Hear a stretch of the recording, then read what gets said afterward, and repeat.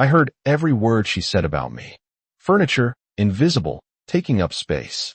She never knew I was standing right there in the hallway holding the dinner I brought home early to surprise her.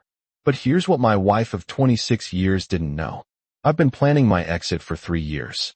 And the $1.2 million she thought didn't exist, it was already gone. Along with me, my name is Arthur Morgan. I'm 50 years old, and I've spent the last 28 years working as a financial auditor for a Fortune 500 corporation. Not glamorous work, but steady, reliable, the kind of career that built a comfortable life for my family. Even if my wife, Eleanor, never really understood what I did. She never asked, and after a while I stopped trying to explain. It was a Tuesday evening in late September when everything changed. I'd driven home from the office, exhausted from reviewing acquisition reports all day. The house was quiet when I walked in through the garage door. I heard Eleanor's voice coming from the living room, bright and animated in a way she never sounded when talking to me anymore. I moved down the hallway, keys still in my hand, planning to let her know I was home. That's when I heard it. Honestly, Clara, he's like furniture at this point, Eleanor said, her voice carrying that fake cheerfulness she used with her friends. You know those old recliners people keep in the basement? That's Arthur, just they're taking up space. I stopped moving. My hand tightened around my keys. Clara's laugh crackled through the speakerphone. At least he brings home a paycheck, right? Barely, Eleanor replied. I mean, he works in some boring auditing job. Numbers and spreadsheets. I stopped listening to him talk about it years ago. God, can you imagine? 28 years of listening to someone drone on about financial compliance. The key's been in my palm. I stood there in the hallway 3 feet from the living room entrance and listened as my wife dismantled our marriage with casual indifference. He never wants to do anything exciting, Eleanor continued. Last week, I suggested we go to that new wine bar downtown, and he said he was too tired. Too tired? Like he's some executive working 80-hour weeks. Please. I heard her say it. She never knew I was standing right there. And in that moment, something inside me made a decision that would change everything. I didn't walk into the living room. I didn't announce my presence or demand an explanation. I simply turned around, walked back through the garage, got in my car, and drove. I left. And I knew even then that I would never turn back. I drove for 2 hours that night, heading west on Route 66 with no destination in mind. My hands gripped the steering wheel so tight my knuckles went white. The radio stayed off. I needed silence to think, to process what I'd heard. Eleanor thought I was furniture, boring, forgettable, taking up space. What she didn't know could fill volumes. For the past 15 years, I've been quietly building something she knew nothing about. My position as a senior financial auditor at Spectre Dynamics paid well, very well. But Eleanor had never bothered to ask about the specifics. She knew I worked in finance, knew I left for the office at 7:30 every morning and came home around 6. Beyond that, she checked out years ago. What she didn't know was that my annual salary had grown to $240,000. She didn't know about the bonuses, sometimes reaching 6 figures that I'd been directing in his separate account since our oldest son, Thomas, was in elementary school. She didn't know about the investment portfolio I'd carefully built, now worth just over $1.2 million. Eleanor thought we lived on $70,000 a year because that's what I told her we made. She never questioned it, never asked to see tax returns or bank statements. She was too busy spending her salary from the marketing firm on designer clothes and weekend trips with her friends. I pulled into a rest stop somewhere past Manas's and sat in the dark parking lot. Engine idling. My phone buzzed. Eleanor. I watched it ring then go to voicemail. It buzzed again immediately. Another call. Then a text. Where are you? Dinner's ready. I stare at the message for a long moment, then turn the phone off completely. The thing about being invisible is that people forget you're watching. They forget you're listening. They underestimate what you're capable of planning when they dismiss you as harmless. I've been planning this for 3 years. Not consciously at first. It started small. Opening a separate checking account that only I could access. Then a safety deposit box at a bank across town. Getting a P.O. box for statements Eleanor would never see. Small steps that built into something bigger. The final piece fell into a place 6 months ago when I consulted with Marcus, an old friend from college who become a divorce attorney. We had lunch, discussed hypotheticals, talked about asset protection and legal separation procedures. Marcus gave me a blueprint if you ever need it, he'd said, sliding a folder across the table. Everything's in here. Pre-drafted documents, account transfer protocols, even a recommended financial advisor who specializes in post-divorce wealth management. I'd thanked him, put the folder in my car, and driven home to a wife who barely looked up from her phone when I walked through the door. Now, sitting in that rest stop, I opened my glove compartment and pulled out Marcus's folder. The papers were crisp, organized. Waiting, I made a decision. By morning, I'd be someone else entirely. Someone who wasn't furniture. Someone who wasn't taking up space. Someone who was finally done being invisible. I spent the night in my car at that rest stop, dozing in the driver's seat with my jacket rolled up as a pillow. Not comfortable, but I'd slept in worse conditions during my years in the Army Reserve back in my 20s. By 5 a.m., I was awake, watching the sun creep over the Virginia hills. My phone stayed off. I knew it would be waiting when I turned it on. Missed calls, frantic texts. Maybe Eleanor had even called the police by now, reported me missing. The thought made me smile grimly. At 6, I drove to a diner off the highway. The place smelled like coffee and bacon grease. An older waitress with tired eyes brought me a menu, just coffee and eggs. I told her, scrambled and wheat toast. While I waited, I finally power on my phone. It exploded with notifications. 43 missed calls, 27 text messages, 3 voicemails. I listened to the first voicemail. Arthur, where the hell are you? Eleanor's voice was sharp with irritation, not concern. You just disappeared. William's asking questions. Call me back. The second message was different. Dad. Thomas's voice sounded uncertain. Mom's freaking out. She says you didn't come home last night. Are you okay? Just let me know you're alive. I closed my eyes.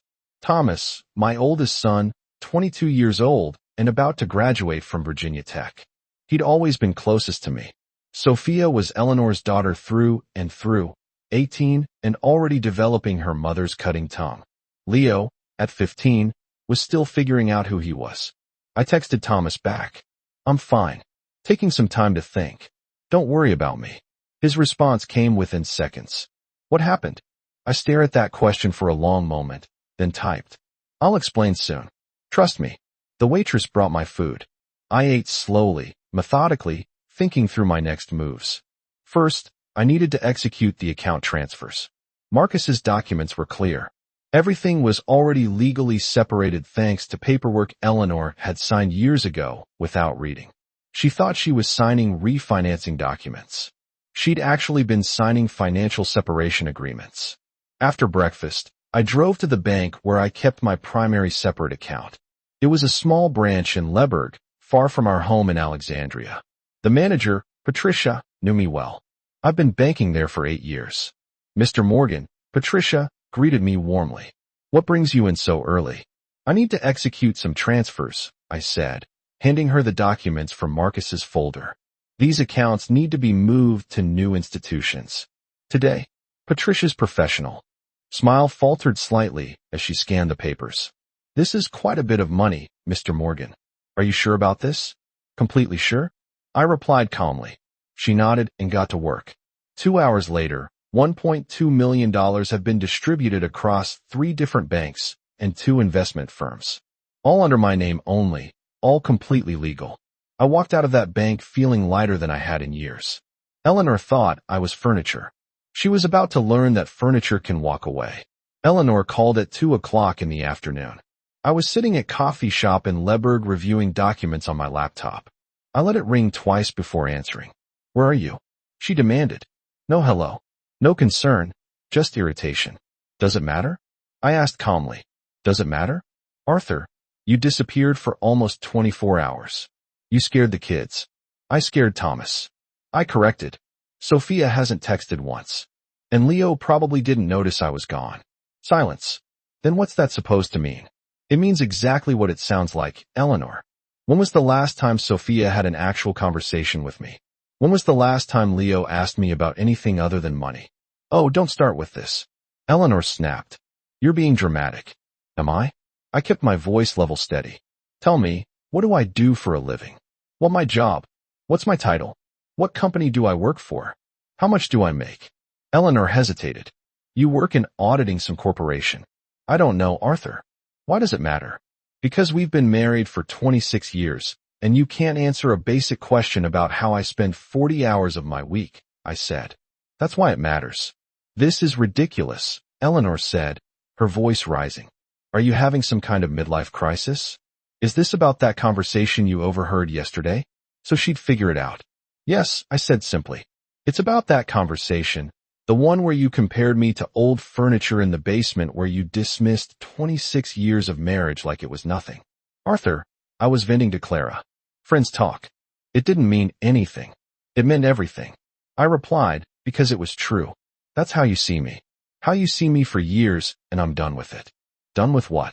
Eleanor's voice sharpened with something that might have been fear. What are you saying? I'm saying I filed for legal separation. I told her papers will be delivered to you tomorrow.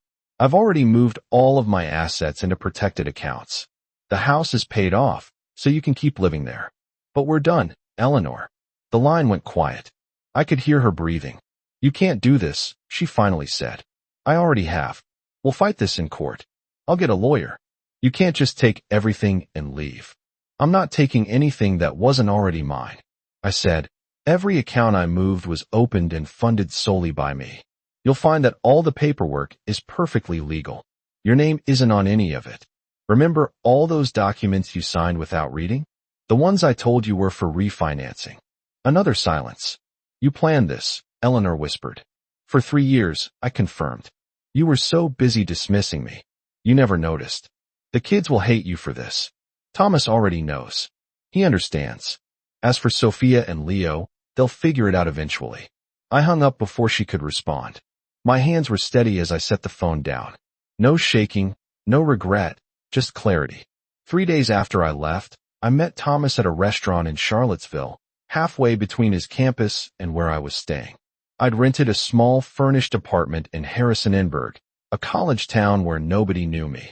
Clean slate, fresh start. Thomas walked in looking tired.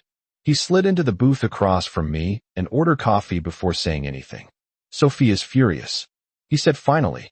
She called me yesterday. Said you abandoned the family. Said mom's devastated and you're being selfish.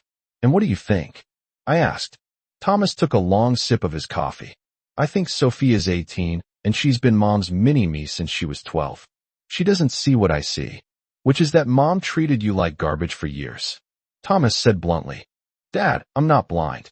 I watch her dismiss everything you said. I watch her mock your interests. That time you want to go to that Civil War battlefield for your birthday. She laughed and said, only boring people care about dead history. I remembered that had been 3 years ago. I dropped the subject and spent my birthday reviewing audit reports of the office. Leo's confused. Thomas continued, he's 15. He doesn't understand why you left, but he's also not close enough to either of you to have a strong opinion. He's just upset the house is tense. And you? I asked. Thomas met my eyes. I'm glad you finally left. I was wondering how long you put up with it. Something in my chest loosened. Having my oldest son's support meant everything. Your mother says I'm taking everything and leaving her with nothing. I said, are you? The house is paid off. It's in her name. Both cars are hers. She has her income from the marketing firm. I took what was always mine, Thomas. Money I earned and saved separately. Money she never knew existed because she never bothered to ask. Thomas nodded slowly. How much are we talking about? Enough that your college is fully funded. Enough that Sophia's remaining 3 years are covered. Enough that Leo's future education is secure. None of you need to worry about that. Does Mom know? Not yet. She thinks I cleaned out her joint accounts. She doesn't realize those accounts only ever had household money. The real assets were always separate.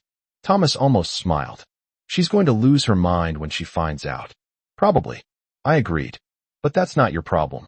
I need you to know something, Thomas. This isn't about punishing your mother. This is about refusing to live the rest of my life as furniture, as something people talk around and ignore. I get it, Dad, Thomas said quietly. And for what it's worth, I think you're doing the right thing. We talked for another hour about his finals coming up, about his plans after graduation, about the job offers he was considering. Normal father-son conversation that felt precious because it was unforced, uninterrupted by Eleanor's commentary or Sophia's eye rolls. When we stood to leave, Thomas hugged me hard. "Don't let Mom guilt you into coming back," he said. "You deserve better than what she gave you." I watched him walk through his car. This young man I'd raised to be honest and observant. At least I'd done something right. I drove to my brother Elias's cabin in the Blue Ridge Mountains 4 days after leaving Eleanor. Elias, and I hadn't spoken much in recent years. Eleanor had never liked him, called him that recluse who lives in the woods like some kind of hermit. Eventually, I'd stopped making the effort to visit. Elias was waiting on his porch when I pulled up the gravel driveway. At 54, he looked healthier than me, lean and weathered from outdoor work. He ran a small woodworking business from his property, making custom furniture that sold for thousands to city people who wanted authentic rustic pieces. "Took you long enough," Elias said by way of greeting. I climbed the porch steps. "You knew that you'd eventually leave her." "Yeah, I knew. Figured it would happen around now. You're 50. That's when most men wake up and realize they've wasted half their lives." Elias handed me a beer. "Come on, let's talk." We sat in wooden chairs Elias had made himself looking out over the mountains. The silence was comfortable. Elias had never been much for small talk. "Eleanor called me yesterday." Elias said finally, "Said you'd stolen money and abandoned the family. Said you were having a breakdown and you believed her." "Hell no." Elias snorted. "I told her you were probably the best you'd been in 20 years. She didn't like that much." I took a long drink of beer. "She poisoned my relationship with you. I should have seen it earlier." "She tried." Elias corrected. "I just stopped coming around because being near her was exhausting. That woman could drain the life out of a room just by walking into it." "The kids," I said. "Thomas understands. Sophia's on Eleanor's side. Leo's caught in the middle." Elias nodded. "Sophia's too much like her mother. Leo will figure things out eventually. He's young. Give him time." I took my money and left. I said about 1.2 million. Eleanor thought we had maybe a 100,000 in savings. Elias whistled low. "You've been holding out." "I've been protecting myself." I said my salary was always higher than she knew. I kept it separate. Build investments. She never asked questions because she was too busy spending her income on things that didn't matter. "Smart man," Elias said. "Most guys would have just stuck it out. Let themselves get walked on until they died of stress at 65. I thought about it. I admitted, but then I overheard her talking to her friend, comparing me to furniture, saying I was boring and invisible. That's what did it. Elias asked. That's what made me stop pretending it would get better. Elias stood and walked to the porch railing, looking out at the darkening sky. "You know what your problem was, Arthur? You thought if you worked hard enough, provided enough, she'd eventually respect you. But respect doesn't come from provision. It comes from how you carry yourself. You let her walk on you for years because you thought that's what good husbands do. They sacrifice. They endure, and they don't." I asked. "They do," Elias said. "But there's a difference between sacrifice and self-destruction. You were destroying yourself piece by piece, trying to make a woman happy who decided a long time ago that happiness meant having someone to look down on." His words hit hard because they were true. "What now?" Elias asked. "Now I figure out who I am without her," I said. Elias smiled. "Good answer. You can stay here as long as you need. How about a spare room? It's not fancy, but it's quiet." "I appreciate that," I said. We sat in silence as the stars came out. Two brothers reconnecting after years of manufactured distance.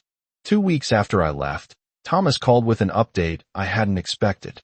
"Dad, you need to know what's happening at home," he said, his voice tense. "Mom's falling apart." I was at Elias's cabin helping him sand a custom dining table for a client. I set down the sandpaper and walked outside for privacy. "What do you mean falling apart?" I asked. "She tried to pay for groceries yesterday, and her car got declined. Thomas said she called the bank and they told her the joint account only has about $2,000 left. She completely lost in the store. Sophia had to drive her home. The joint account was always just for household expenses," I said calmly. "There's enough there for another month if she's careful. After that, she'll need to use her own income. That's the thing, Dad. She's been spending like nothing changed. New clothes, spa appointments, dinners out with her friends. She burned through most of what was left in 10 days. I wasn't surprised. Eleanor had never understood budgeting. She'd always assumed money just appeared when she needed it. She keeps calling you, Thomas continued. Like 50 times a day. She's telling everyone you stole everything and left her destitute. Her friends are starting to ask questions. Let them ask. I said the truth is simple. She has a paid-off house, 2 cars, and a $60,000 a year job. She's not destitute. She's just not living like she makes twice that anymore. Thomas was quiet for a moment. She's also saying things about you to Sophia and Leo, saying you were probably having an affair, that you've been planning to leave them all along. My jaw tightened. And do they believe her? Sophia does. She's been posting cryptic things on social media about betrayal and fake people. Leo doesn't know what to think. He's been really quiet lately. What about you? I asked. I told Sophia she's being manipulated. Thomas said flatly. She didn't appreciate that. We're not really talking right now. That hurt. I hated that my children were being divided by this. There's something else. Thomas said. Mom contacted a lawyer. She's planning to file for divorce and go after everything. She thinks you have some massive hidden fortune. She can try, I said. But every dollar I have is legally mine. She'll figure that out soon enough. The lawyer's going to cost her, Dad. She doesn't have money for a long court battle. Then she should accept a fair settlement. I replied, I'm not trying to leave her with nothing. Thomas, the house is hers. The cars are hers. I'll even continue paying the property taxes for a year to give her time to adjust.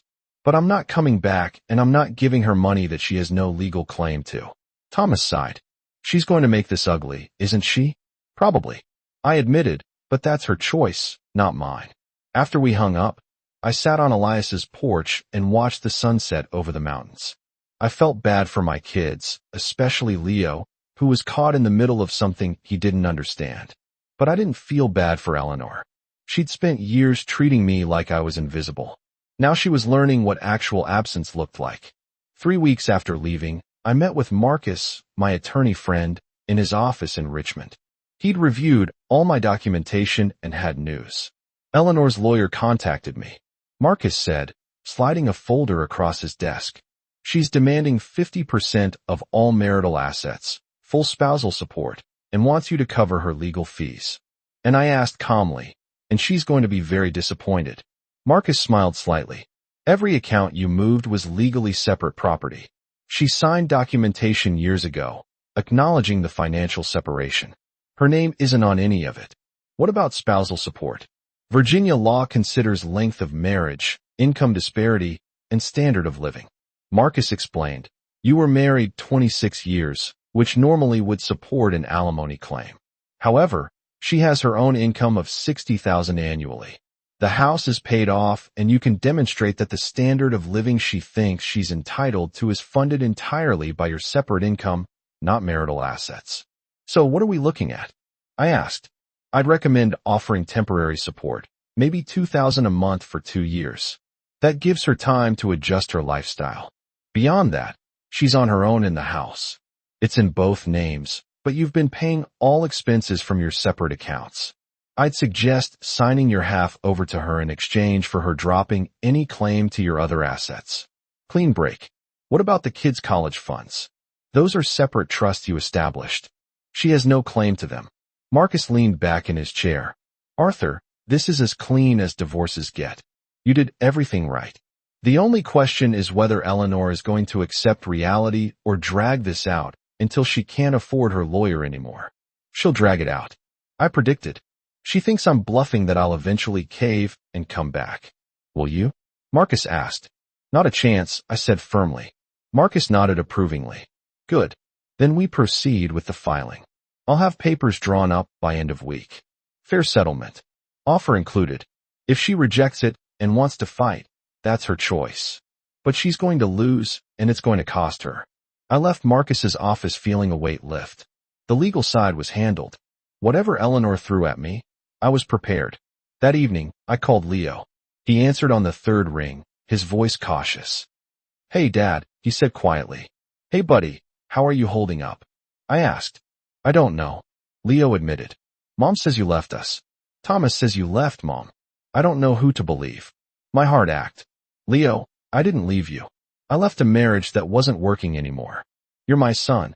That doesn't change no matter what happens between your mother and me. But why didn't you try to fix it? Leo asked. Why just leave? Because sometimes things are broken beyond fixing, I said carefully. And staying in something that's hurting you doesn't make you strong. It just makes you stuck. Leo was quiet for a long moment. Are you coming back? No, buddy. I'm not. But I'm still your dad. That part doesn't change. Okay, Leo said softly. Then I miss you. I miss you too, I said. And when you're ready, I'd love to see you. We could grab dinner, go to a movie, whatever you want. Maybe, Leo said, I need to think about things. Take all the time you need, I told him. I'm not going anywhere. After we hung up, I sat in the growing darkness, hoping my youngest son would eventually understand. Tom would tell. 8 weeks after I left, Eleanor's lawyer finally accepted reality. Marcus called me with the news while I was helping Elias finish the custom dining table. She's agreed to settle, Marcus said. Took her lawyer 3 weeks to convince her, but she finally realized she wasn't going to get what she wanted. What changed her mind? I asked. Her legal bills hit $15,000, and her lawyer told her it would be another $30,000 minimum to go to trial. A trial she would lose, Marcus explained. She couldn't afford to keep fighting. The settlement was almost exactly what I'd offered initially. Eleanor kept the house, both cars, and received $1,800 monthly for 2 years. I kept all my separate accounts and investments. The divorce would be final in 90 days. How did she take it? I asked. Not well, Marcus said. But her options were accept this or end up with nothing except massive legal debt. She made the smart choice, even if it killed her to do it. 2 days later, I met Thomas at a coffee shop near his campus. He was graduating in 3 weeks, and we need to discuss his plans. Mom signed the papers, Thomas said, stirring his coffee absently. She's been crying for 2 days, but she signed them. I'm sorry you have to see her like that, I said. Don't be, Thomas replied. She brought this on herself, Dad. She spent the last 8 weeks telling everyone you were a monster. Now people are asking questions she can't answer. Like why you left for the house. Why you're still paying for our college. Why you offered her support when you didn't have to. What's she saying? I asked that you're manipulating everyone. That the money you kept was supposed to be for the family. That you're selfish. Thomas shook his head, but people aren't buying it anymore. Her own friends are starting to back away. And Sophia, I asked. Sophia's still convinced you're the villain. Thomas said. But she's 18 and thinks she knows everything. She'll figure it out eventually. Maybe. And Leo. Thomas's expression softened. Leo asked if he could come visit you next weekend. Mom doesn't know yet. He's afraid to tell her. My chest he tightened. He wants to see me. He's been thinking a lot. Thomas said he asked me some hard questions about Mom, about how she treated you. I told him the truth. I think he's starting to understand. That meant more than the settlement, more than the money, more than any of it. What about you? I asked Thomas. You graduate in 3 weeks. Job offers. Thomas smiled. I got the position with that consulting firm in Charlotte. Good salary, benefits. I'll be 4 hours away from Mom, which honestly sounds perfect right now. And your relationship with her? I asked. Strained. Thomas admitted. She keeps trying to make me choose sides. I keep telling her there are no sides, just reality. She doesn't like that answer. We talked about his graduation, about his plans to get an apartment in Charlotte, about his future. Normal father-son conversation that felt precious because it was real, not performed for Eleanor's benefit. When we parted, Thomas hugged me tightly. You did the right thing, Dad, he said. I hope you know that. I'm starting to, I replied. 10 months after I left Eleanor, I stood on Elias's porch, watching the sun rise over the Blue Ridge Mountains. The divorce had been final for 7 months. The dust had settled. Life had found a new rhythm. I bought a small house in Harrisonburg, 20 minutes from Elias's cabin. Nothing fancy, just 3 bedrooms and a decent workshop in the garage where I'd started woodworking alongside my brother. Turned out I had a knack for it, something Eleanor had never known because she'd never asked about my interests. My job at Spectre Dynamics continued remotely. They'd been surprisingly accommodating when I explained I needed to relocate. My performance hadn't suffered, so they saw no reason to object. Thomas had graduated, and was thriving. In Charlotte, he visited once a month, and we developed an adult relationship built on honesty and mutual respect. Leo had started spending weekends with me every other week. It had taken him 3 months to fully understand what had happened. But once he did, our relationship had strengthened. He was 16 now, more thoughtful and observant than I had given him credit for. Sophia still wasn't speaking to me. She made her choice, and I'd accepted it. Maybe one day she'd see things differently. Maybe she wouldn't. I couldn't control that. Eleanor had moved on in her own way. She'd sold the house after a year, downsized to a condo, and was dating someone from her office. I heard about it through Thomas and felt nothing. No jealousy, no regret, just indifference. The doorbell rang, pulling me from my thoughts. Leo stood there with his backpack, ready for our weekend together. "Hey, Dad," he said, smiling. "Elias said something about teaching me to make a bookshelf this weekend. If you're interested," I replied, pulling him into a hug. "Definitely," Leo said. "Way better than sitting around listening to Mom complain about her new boyfriend." We spent the day in Elias's workshop. 3 generations of Morgan's men working with wood and talking about life. Elias told stories about her grandfather, who'd been a carpenter. Leo listened intently, asking questions, engaging in a way he never had when Eleanor was controlling the conversation. That evening, sitting on the porch with Elias and Leo, I felt something I hadn't felt in years. Peace, contentment, the sense that I was exactly where I was supposed to be. "You thinking about what you left behind?" Elias asked, reading my expression. "No," I said honestly. "I'm thinking about what I found." Leo looked up at me. "You happy, Dad?" I considered the question. Happy felt too simple for what I felt. I was free. I was respected. I was building relationships based on honesty instead of obligation. I was learning who I was without someone telling me I wasn't enough. "Yeah, buddy," I said. "Finally, I'm happy." And for the first time in 26 years, I meant it.